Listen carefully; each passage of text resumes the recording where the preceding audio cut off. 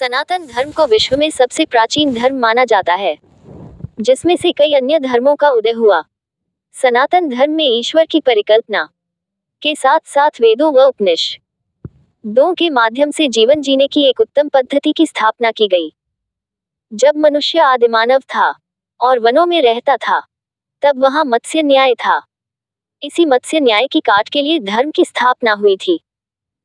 सनातन धर्म में ज्ञान को सबसे महत्वपूर्ण माना गया है, क्योंकि मनुष्य के द्वारा धर्म के मूल्यों की स्थापना करने के लिए ज्ञान अति आवश्यक था। ज्ञान को साधारण मनुष्यों को समझाना या यूं कहे कि धर्म और अधर्म के बीच में भेद बताने का कार्य शिक्षक का होता था, जिसे हम गुरु भी कह देते हैं। असलियत में सभी गुरुओं को हम शिक्षक की संज्ञा दे सकते हैं, लेकिन सभी शिक्षकों को गुरु की नहीं। इसलिए अंग्रेजी भाषा के टीचर को शिक्षक या अध्यापक की संज्ञा दी जाएगी, न कि गुरु की। गुरु संस्कृत भाषा का शब्द है जो हिंदी, अंग्रेजी या विश्व की कोई भी अन्य भाषा में गुरु ही कहा जाएगा। गुरु शब्द की व्याख्या व उसके गुण, शिक्षक के प्रकार, गुरु शिष्य परंपरा इत्यादि। हम सभी ने इस मंत्र को कई बार सुना होगा और अधिकांश को तो यह मंत्र याद भी होगा, क्योंकि हर विद्यालय में इसे प्रतिदिन कंठस्थ करवाया जाता था।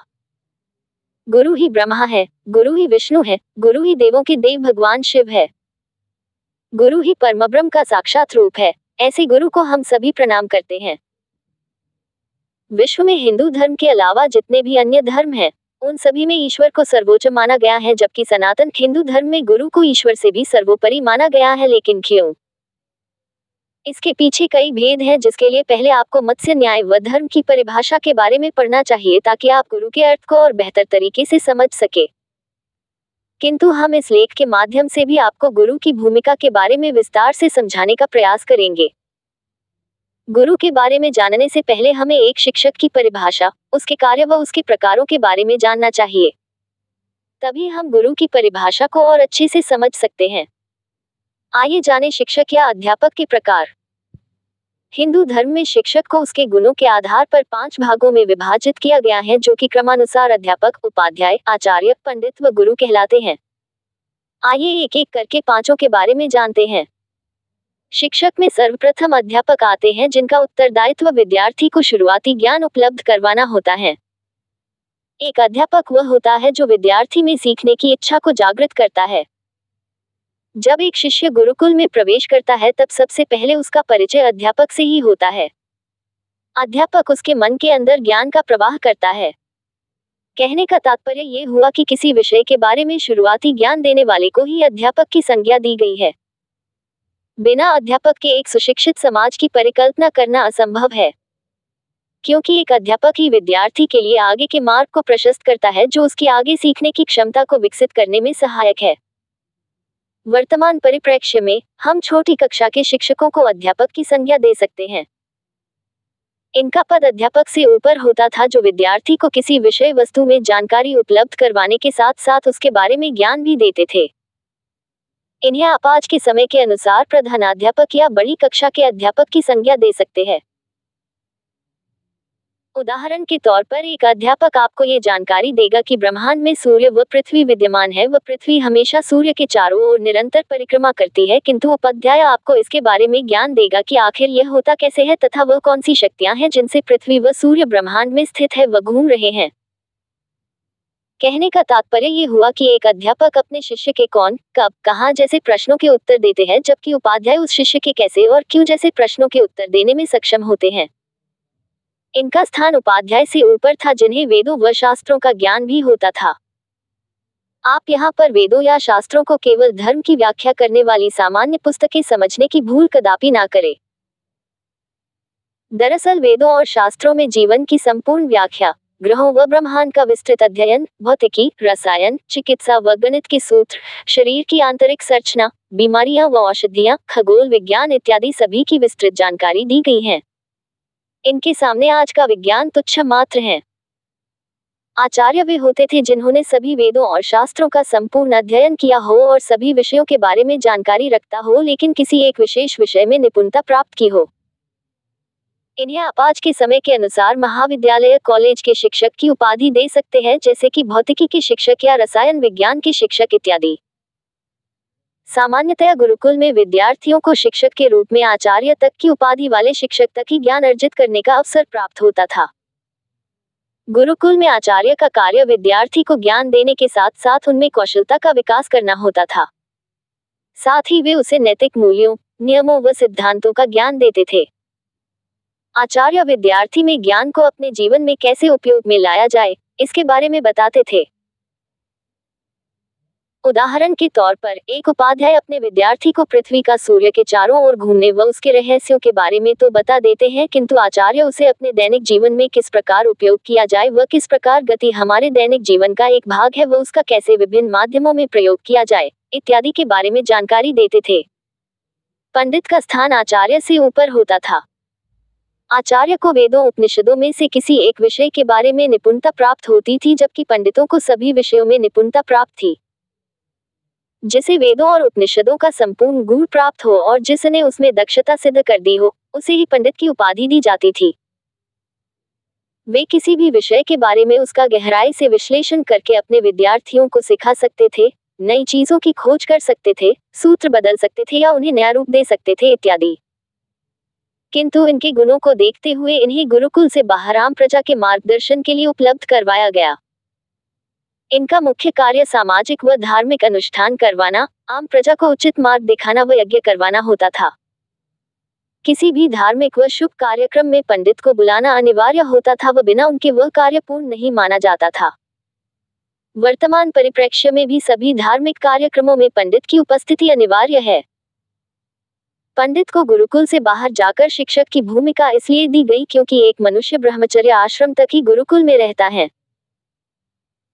गुरुकुल में प्राप्त की गई शिक्षा से बाद में वह भ्रमित हो सकता है, उसको मार्गदर्शन की आवश्यकता पड़ सकती है इत्यादि कई कारणों से शिक्षकों के एक प्रकार पंडितों को गुरुकुल से बाहर समाज का मार्गदर्शन करने का उत्तरदायित्व दिया गया था। गुरु संस्कृत का एक शब्द है जो दो शब्दों के मेल से बना है, जिसमें गु का अर्थ अंधकार व रु का अर्थ प्रकाश से है, अर्थात अंधकार से प्रकाश की ओर ले जाने वाला। यहाँ अंधकार का अर्थ अज्ञानता से है जबकि प्रकाश का अर्थ ज्ञान से है। गुरुकुल में केवल एक गुरु होता था जो वहां का प्रधान होता था। गुरु का शिक्षकों में सर्वोत्तम स्थान था। इतना ही नहीं, गुरु को ईश्वर से भी बड़ी उपाधि दी गई है। एक गुरु वह होता था जिसमें अध्यापक, उपाध्याय, आचार्य व पंडितों के सभी गुण विद्यमान होते थे, अर्थात उन्हें सामान्य ज्ञान से लेकर उच्च शिक्षा का ज्ञान होता था। एक गुरु को सभी वेद, उपनिषद, शास्त्र, पुराण कंठस्थ होते थे। उन्हें नियम, सिद्धांतों, विषय वस्तु, राजनीति, अर्थशास्त्र इत्यादि के बारे में संपूर्ण ज्ञान होता था। एक गुरु अपने सामने वाले मनुष्य की आंखें तक पढ़ सकता था, उसकी आत्मा का गुण जान सकता था, बिना कहे अपनी बात कह सकता था, किसी की छुपी हुई विद्या कौशल को पहचान सकता था, उस कौशल को उसकी शक्ति बना सकता था इत्यादि। कहने का तात्पर्य ये हुआ कि एक गुरु अपने शिष्य या किसी मनुष्य के जीवन को एक नई दिशा तक दे सकता था। उदाहरण के तौर पर गुरु द्रोणाचार्य ने अर्जुन की प्रतिभा को पहचाना व उनके जीवन को अलग दिशा दी जिससे वे सर्वश्रेष्ठ तीरंदाज बने। यदि गुरु द्रोणाचार्य उन्हें शिक्षा नहीं देते तो शायद वे कभी भी महान योद्धा नहीं बन पाते। गुरु अपने शिष्य का संपूर्ण जीवन बदल सकता है व उसे बुराई से अच्छाई के मार्ग पर ले जा सकता है। इसलिए प्राचीन समय की कथाओं को हम देखेंगे तो पाएंगे कि एक गुरु जब राजभवन में आते थे तब स्वयं राजा अपने सिंहासन से उठकर उनका स्वागत करते थे और उनके चरण धोते थे। एक राज्य के लिए उसके राजगुरु सबसे श्रेष्ठ होते थे, जो राज्य की राजनीति में सीधे हस्तक्षेप कर सकते थे व राजा को परामर्श या चेतावनी भी दे सकते थे। वैसे तो हमने गुरु के बारे में बहुत कुछ बता दिया है, लेकिन प्राचीन समय से लेकर वर्तमान समय में कई ढोंगी लोग स्वयं के गुरु होने का दावा करते हैं। इसके बारे में पहले से लेकर अब तक कई गुरुओं और सम्मानित व्यक्तियों ने चिंता व्यक्त की थी, जिसमें से एक स्वामी विवेकानंद भी थे। इसलिए एक गुरु में मुख्य रूप से निम्नलिखित गुण होने आवश्यक हैं। उसे सभी वेदों और शस्त्रों का संपूर्ण ज्ञान हो, योग व आयुर्वेद में निपुण हो, शस्त्र विद्या में भी पारंगत हो, ईर्ष्या, घृणा, लोभ, वासना जैसी भावनाएं न हो, आत्मज्ञान की प्राप्ति हो चुकी हो, सांसारिक वस्तुओं, धन से लोभ न हो इत्यादि। ऊपर दिए गए सभी गुण उस गुरु में होना आवश्यक है जो गुरुकुल का संचालन कर रहा हो। सनातन धर्म में व्यक्ति विशेष के अनुसार भी गुरु की संज्ञा दी गई है, अर्थात एक व्यक्ति अपनी आत्मिक शक्तियों के दम पर किसी दूसरे के जीवन को इतना ज्यादा प्रभावित कर दे कि उस दूसरे व्यक्ति के जीवन को एक नई दिशा मिल जाए तो वह व्यक्ति उस पहले व्यक्ति को अपना गुरु बना सकता है। इसे वह अपने सच्चे गुरु की संज्ञा भी दे सकता है। इसे हम आपको दो सर्वश्रेष्ठ उदाहरणों से समझाते हैं।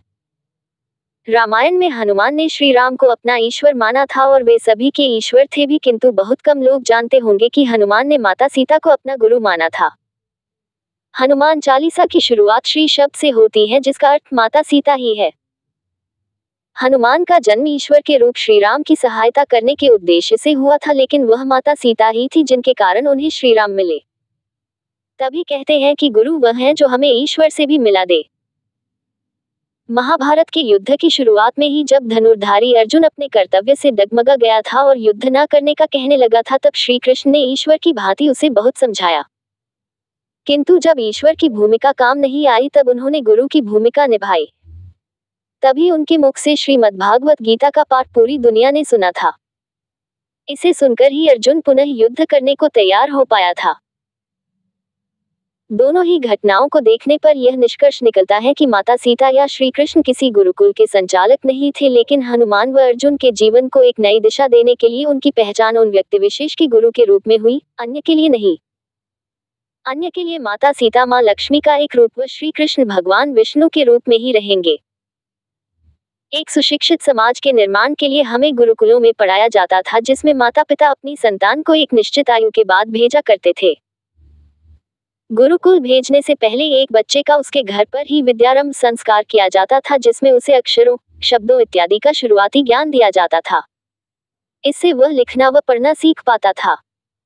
उसके बाद उसका उपनयन संस्कार करके गुरुकुल भेज दिया जाता था, जो विद्यार्थी या शिष्य कहलाता था। तब उस व्यक्ति के चरित्र निर्माण का उत्तरदायित्व एक शिक्षक गुरु के कंधों पर ही होता था। अब वह ब्रह्मचर्य तक या गुरु की आज्ञा तक उस गुरुकुल में रहकर शिक्षा प्राप्त करता था व जीवन के मूल्यों को समझता था। गुरु के द्वारा ही अपने शिष्यों को सामाजिक, नैतिक, आध्यात्मिक, सांस्कृतिक मूल्यों के बारे में बताया जाता था। समाज में रहने के लिए क्या आवश्यक है और क्या नहीं, समाज के नियम, क्या सही है व क्या गलत, क्या कर्म करने चाहिए व क्या नहीं, हमारे अधिकार व उत्तरदायित्व क्या हैं, इत्यादि सभी बातें एक शिष्य अपने गुरु से ही सीखता था। कुल मिलाकर कहे तो समाज में धर्म की स्थापना करने, उसे मनुष्यों के लिए रहने लायक बनाने, सभी को शिक्षित करने, अराजकता को रोकने, सभी का मार्गदर्शन करने में गुरुओं की ही महत्वपूर्ण भूमिका होती थी। वह एक मनुष्य को समाज में रहने के लिए तैयार करता था। इसलिए गुरुओं के प्रति अपना सम्मान प्रकट करने के लिए ही गुरु पूर्णिमा का पर्व मनाया जाता है। जब एक शिष्य की शिक्षा पूरी हो जाती थी तो उसका गुरु के द्वारा समावर्तन संस्कार करके पुनः घर भेज दिया जाता था। समावर्तन संस्कार वह होता था जब गुरु उसे गुरुकुल से बाहर निकलकर नए परिदृश्य में रहने के लिए तैयार करता था। जैसा कि हमने लेख की शुरुआत में ही बताया कि सनातन धर्म में गुरु को ईश्वर से भी ऊपर स्थान दिया गया है, लेकिन आखिर ऐसा कैसे हो सकता है कि कोई मनुष्य जिसने गुरु की उपाधि प्राप्त कर ली हो, उसका स्थान परमपिता ईश्वर से भी ऊंचा हो गया? इसका उत्तर बहुत सरल व स्पष्ट है। दरअसल गुरु के बिना ईश्वर की परिकल्पना ही नहीं की जा सकती। कहने का तात्पर्य ये हुआ कि गुरु के बिना ज्ञान नहीं और ज्ञान के बिना ईश्वर नहीं। यदि मनुष्य अज्ञानी होगा तो वह अधर्मी कहलाता है और अधर्मी व्यक्ति के लिए ईश्वर की कोई महत्ता नहीं होती। इसलिए गुरु से ही हमें ईश्वर की प्राप्ति हो सकती है, या यूं कहे कि वह गुरु ही है जो हमें ईश्वर से मिला सकता है। बिना गुरु के हम या ईश्वर कुछ भी नहीं। हालांकि ईश्वर सर्वोत्तम है और वे गुरु के लिए भी ईश्वर की ही भूमिका में रहेंगे, लेकिन यहाँ गुरु की महत्ता को देखते हुए उन्हें मानव सभ्यता के लिए ईश्वर से ऊपर स्थान दिया गया है। जैसा कि हमने आपको पहले ही बताया कि गुरु के कोई प्रकार नहीं होते, क्योंकि एक गुरु उसे ही कहा जाता है जो सर्वगुण संपन्न हो। हालांकि शिक्षक के प्रकार होते हैं जिसमें गुरु उसका एक प्रकार है, लेकिन गुरु के कोई प्रकार नहीं होते। गुरु की उत्पत्ति सनातन धर्म की शुरुआत से ही हो गई थी। जब विश्व में मत्स्य न्याय की काट के लिए धर्म की स्थापना की गई थी, तब उसके प्रचार प्रसार व उसके बने रहने के लिए गुरु की आवश्यकता थी। इसलिए इसके बाद से गुरु शब्द की उत्पत्ति हुई। गुरुकुल के संचालक के रूप में एक स्त्री गुरु नहीं हो सकती थी। हालांकि गुरु की पत्नी को गुरु माता की उपाधि दी जाती थी। इसके साथ ही गुरु के पुत्र को गुरुपुत्र व गुरु की पुत्री को गुरुपुत्री की उपाधि गुरुकुल में प्राप्त होती थी। यह एक मिथ्या व भ्रामक तथ्य है जिसे मुगलों और अंग्रेजों के शासनकाल में हिंदू धर्म में जाति के आधार पर भेदभाव फैलाने के लिए बढ़ाया गया। गुरुकुल में सभी जातियों के बच्चों को बढ़ने की अनुमति थी, लेकिन अपने छात्रों को चुनने का अधिकार उस गुरुकुल के गुरु के पास होता था। गुरुकुल का गुरु छात्र की परीक्षा लेता था तथा उसके पश्चात ही वह अपने शिष्यों को चुनता था। इसी प्रकार एक शिष्य भी अपने गुरु की प्रतिभा को परख सकता था।